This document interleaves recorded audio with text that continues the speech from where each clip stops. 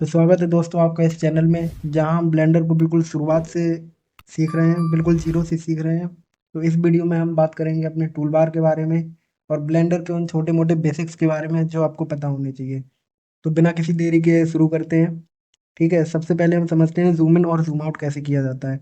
तो zoom in zoom out में कुछ नहीं है, आप अपने माउस का जो व्हील बटन है उसको आप स्क्रॉल कीजिए और नीचे घुमाइए। ऊपर साइड घुमाएंगे तो आपका जो मॉडल है वो जूम इन हो जाएगा, नीचे घुमाएंगे तो आपका जो मॉडल है वो छोटा हो जाएगा। ठीक है, लेकिन स्क्रॉल व्हील से क्या होता है, ये एक एक स्टेप करके जूम होता है, एक स्टेप दो स्टेप जैसे आप देख रहे हैं। और जब हम जूम आउट करेंगे तब भी ऐसा ही होगा, एक स्टेप दो स्टेप तीन स्टेप। हमको ये चाहिए कि ये जो जूम इन हो रहा है ये स्मूथली हो बिना किसी स्टेप के। उसके लिए हम जाते हैं इस वाले टूल पे। ये है आपका, ये देख रहा होगा, होवर किया मैंने, जूम इन और zoom out in the view. ठीक है, इसको क्लिक करके रखना है और जस्ट माउस को मूव करना है, आपको ऊपर और नीचे मूव करना है। इससे हमारा मॉडल बिना किसी स्टेप के जूम इन होगा, नीचे करेंगे तो जूम आउट होगा। ठीक है, क्लिक करके रखना है आपको। तो यही इस इन दो तरीके से हम अपने मॉडल को जूम इन और जूम आउट कर सकते हैं। ठीक है, अब ये हैंड टूल किस लिए दे रखा है, मूव द व्यू। मैंने होवर किया हैंड टूल पे, लिख के आया मूव द व्यू। ठीक है, मूव द व्यू, अगर आप इस पर क्लिक करके अपने माउस को दाएं बाएं मूव करेंगे तो ये देखिए हम पूरे 3D व्यू पोर्ट को मूव कर सकते हैं, है ना। ये देखिए, आप भी करके देखिए। ये इसका यूज ये होता है, कई बार काम करते करते हमारा मॉडल स्क्रीन से ही गायब हो जाता है। ठीक है, फिर हम उसको ढूंढते हैं, जूम ऐसे जूम आउट किया, ये रहा, लेकिन हमको चाहिए हमारे सामने आए। ठीक है, तो इसको पकड़ के ये, इसकी एक शॉर्टकट की भी होती है, मैं जस्ट अभी बताऊंगा। ये समझ लेते हैं पहले। ये है कैमरा, जैसे आप ये देख रहे हैं, ये कैमरा है।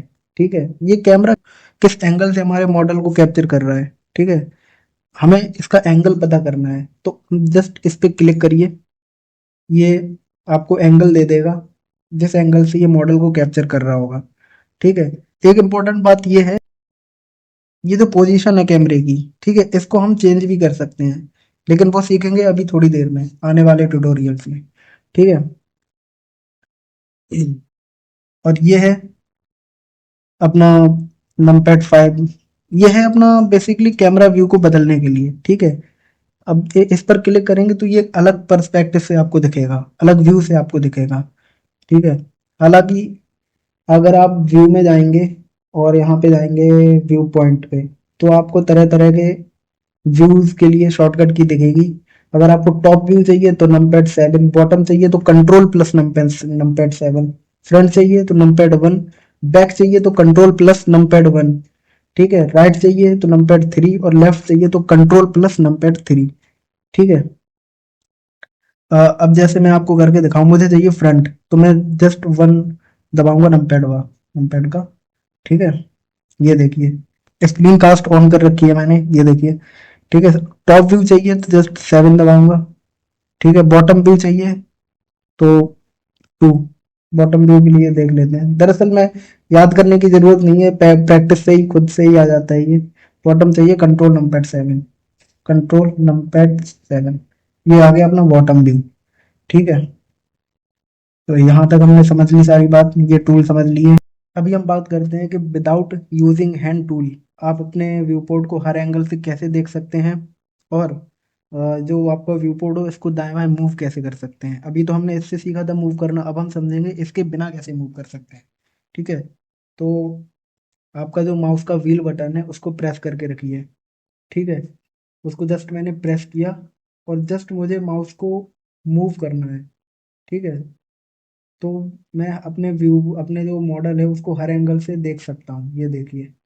ठीक है, हर एंगल से मैं देख सकता हूँ, ऊपर से, यहाँ बॉटम व्यू से, टॉप व्यू से, राइट लेफ्ट हर व्यू से देख सकता हूँ। ठीक है, ये तो हमने सीख लिया, लेकिन ऐसे कई लोग होते हैं जिनको ये जो व्हील बटन है इसको प्रेस करके यूज करने में काफी अनइजीनेस होती है, मतलब अनइजीनेस होती है, प्लस कई लोगों का ये बटन खराब भी होता है, मेरा खुद का खराब हो गया था। ठीक है, उसके उनके लिए क्या सुझाव है, तो एडिट में जाके प्रेफरेंसेस में जाइए, इनपुट में जाइए और ये जो आपको दिख रहा है emulate third button mouse, emulate third button mouse, इसको चेक कर दीजिए। मेरे में ऑलरेडी चेकड है, आपके में अनचेक होगा, तो इसको चेक कर दीजिए। ठीक है, और यहाँ से just save and load. Okay, बस दैट्स इट। ठीक है, अब क्या करना है आपको, अल्ट, अपने कीबोर्ड में अल्ट प्रेस करके रखिए और माउस का लेफ्ट क्लिक, और जस्ट वही करना है आपको, माउस को मूव करिए, तो वही काम होगा जो सिर्फ मिडिल बटन से हो रहा था। अब अपने जो व्यू पोर्ट है उसको मूव कैसे करना है, तो shift plus alt plus left click, ये देखिए, shift plus alt plus left click. तो अभी हम आते हैं अपने मेन टूल बार की तरफ। ठीक है, तो जो पहला टूल है टूल बार में वो है सिलेक्ट बॉक्स। सिलेक्ट बॉक्स पर आप लॉन्ग प्रेस करेंगे क्लिक करके, तो ये आपको चार तरह के ऑप्शन दिखाएगा, tweak, select box, select circle और सिलेक्ट लासो। इसका मतलब ये है कि हम इन चार तरीके से अपने मॉडल, अपने ऑब्जेक्ट, अपने मैश को सिलेक्ट कर सकते हैं। तो सबसे पहले हम समझते हैं ट्वीक। ट्वीक क्या है? ट्वीक कुछ नहीं है, just click and select your object, that's it. ठीक है, मैं आपको और करके दिखाता हूँ। हमने अपने लाइट पर ट्विक किया, ये सिलेक्ट हो गया, अपने कैमरे पर ट्विक किया, कैमरा सिलेक्ट हो गया। ठीक है, फिर से करके देखते हैं। जस्ट क्लिक, सिलेक्ट हो गया, just click on light, select, just click on camera, select. बस इतना ही है ट्विक, और इसमें कुछ नहीं है ऐसा सीखने जैसा। ठीक है, दूसरे ऑप्शन पे बात करते हैं, सिलेक्ट बॉक्स। सिलेक्ट बॉक्स आप लोग पहले भी करते आए होंगे। ठीक है, मतलब किसी चीज़ को सिलेक्ट करना है तो उसको क्लिक एंड ड्रैग करके उतना उतना चीज़ सिलेक्ट कर लो, तो वही चीज़ इसमें भी है। जस्ट क्लिक करिए और एक बॉक्स बनाइए, और उस बॉक्स के अंदर जो जो ऑब्जेक्ट होगा वो सिलेक्ट हो जाएगा। लाइक ये बॉक्स है, ये क्यूब है, ये सिलेक्ट हो गया। ये लाइट, अब ये लाइट के ऊपर बॉक्स बनाऊंगा तो लाइट सिलेक्ट हो जाएगी। अब ये कैमरे के ऊपर बनाऊंगा तो कैमरा सिलेक्ट हो जाएगा। ठीक है, मान लो ये लाइट और ये क्यूब है, ये दोनों चीज़ें इस बॉक्स के अंदर आ जाएं, तो ये दोनों चीज़ें सिलेक्ट हो जाएंगी। ये देखिए, दोनों चीज़ें सिलेक्ट हो गई।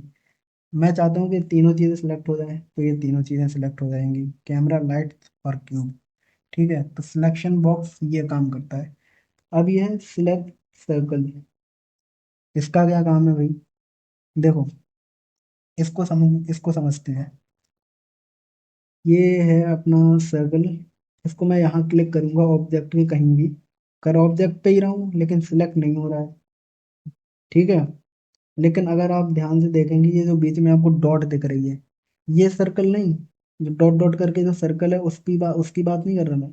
ये जो येलो कलर की डॉट दिख रही है, इस पे देखिए, ये होती है, ये हर ऑब्जेक्ट में आपको मिलेगी।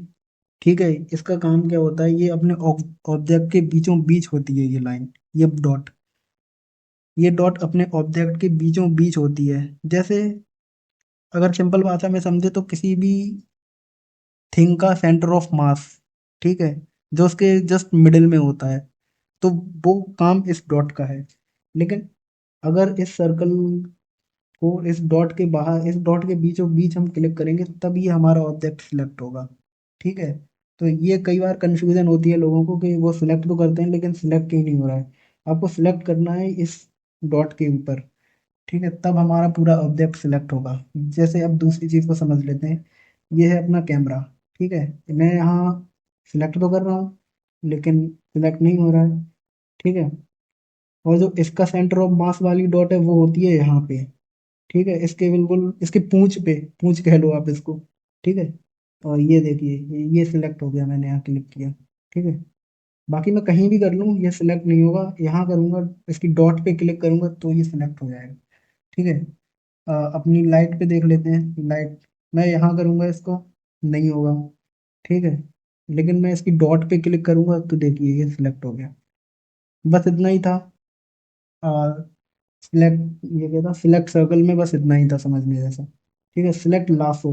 लासो, लासो होता है अपनी मनमर्जी की शेप बनाना। ठीक है, एक था, एक अभी सिलेक्ट बॉक्स में था, अपने बॉक्स बनाना है, ये लासो है। लासो में आप अपनी मनमर्जी की शेप बना सकते हैं। ये देखिए, क्लिक करके अपने माउस को मूव करिए, ये सर्कल, जो भी आपको शेप बनानी है, जो भी आपको शेप बनानी है बन जाएगी। ये देखिए, अब इस शेप के अंदर जो भी ऑब्जेक्ट आएगा वो सिलेक्ट हो जाएगा। ये देखिए, और लाइट्स और क्यूब आ गया, तो ये बेसिकली इसमें भी हमको वही चीज़ करनी है, डॉट वाली, सेंटर ऑफ मास वाली, ठीक है।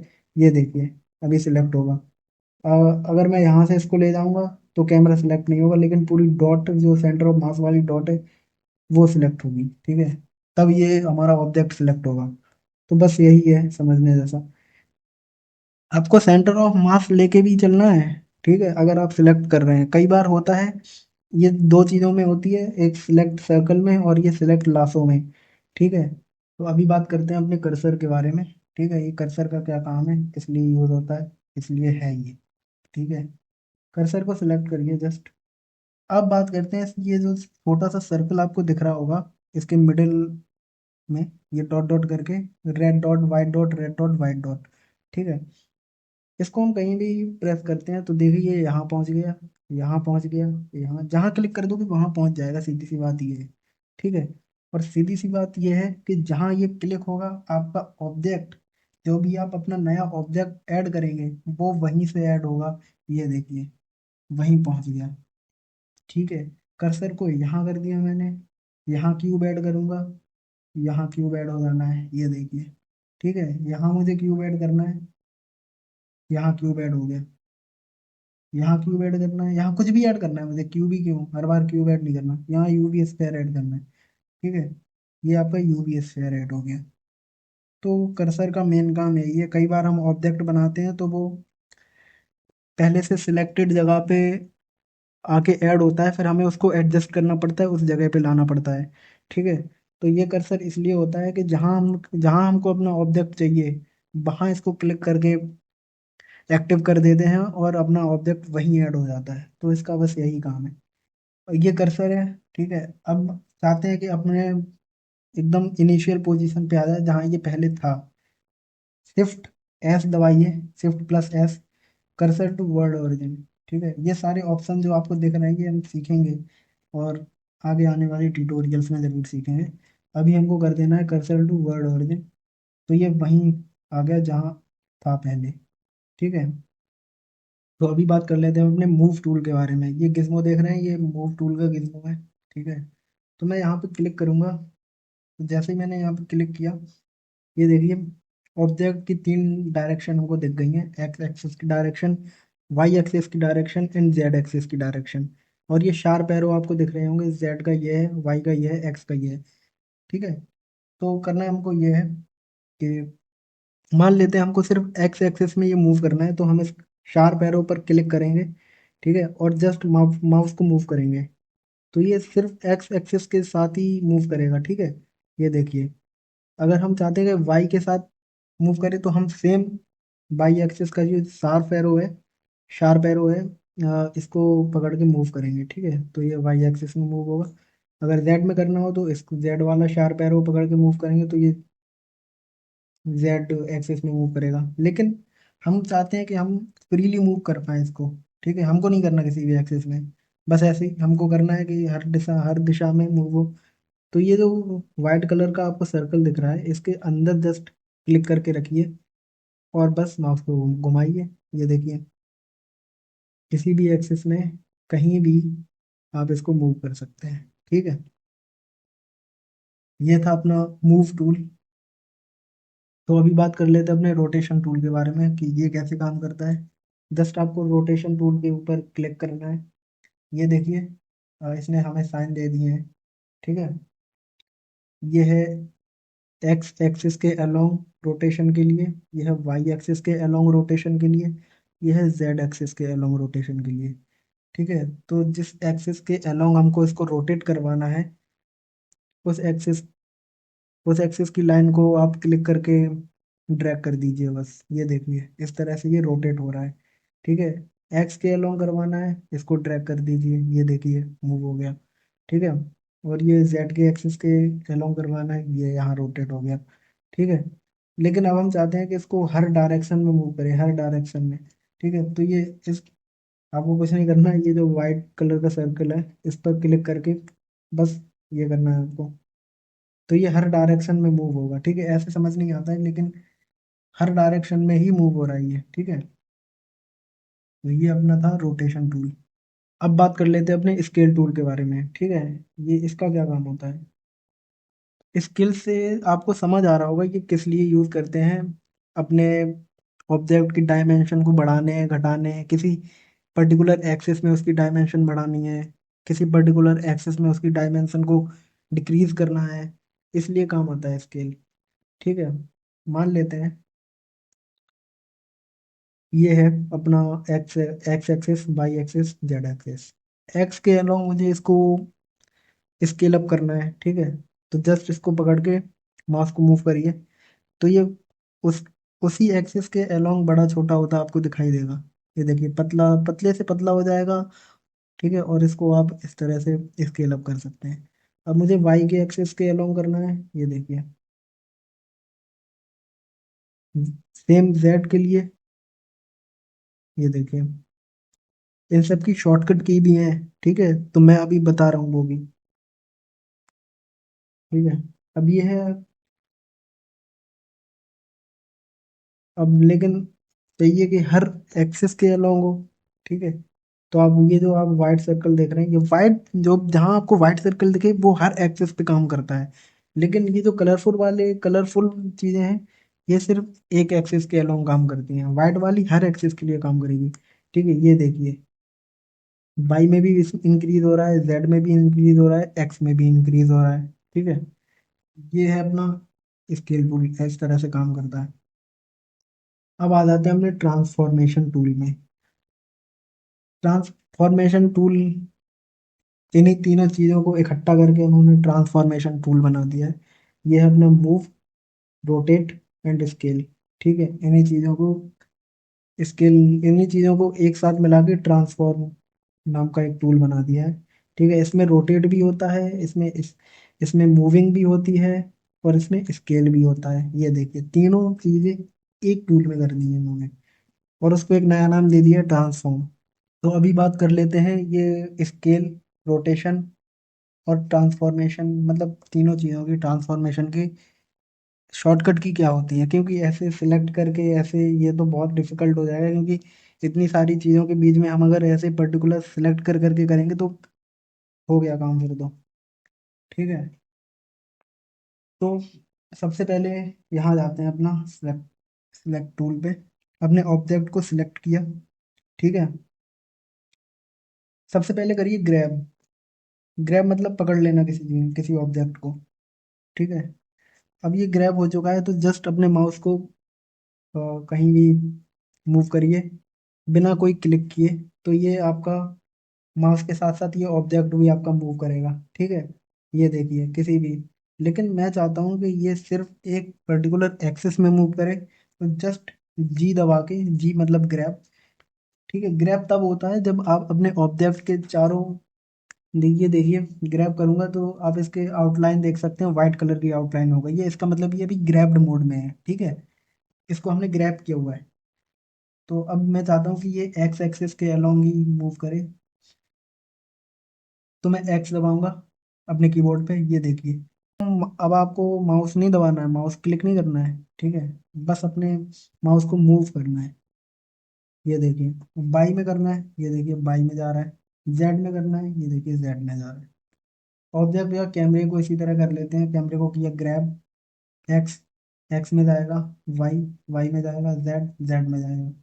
ठीक है, ये देखिए, ये तो समझ लिया ग्रैब करके। अब हमको इसको स्केल करना है। ठीक है, ये देखिए, सिर्फ एस दबाया और अपने माउस को बस विदाउट एनी क्लिक बस मूव करिए। हर एक्सिस में ये इंक्रीज होगा, हर एक्सिस में अपनी डायमेंशन को इंक्रीज करेगा। लेकिन आप चाहते हैं कि, फिर वही बात है, मुझे तो चाहिए किसी एक एक्सिस में करे।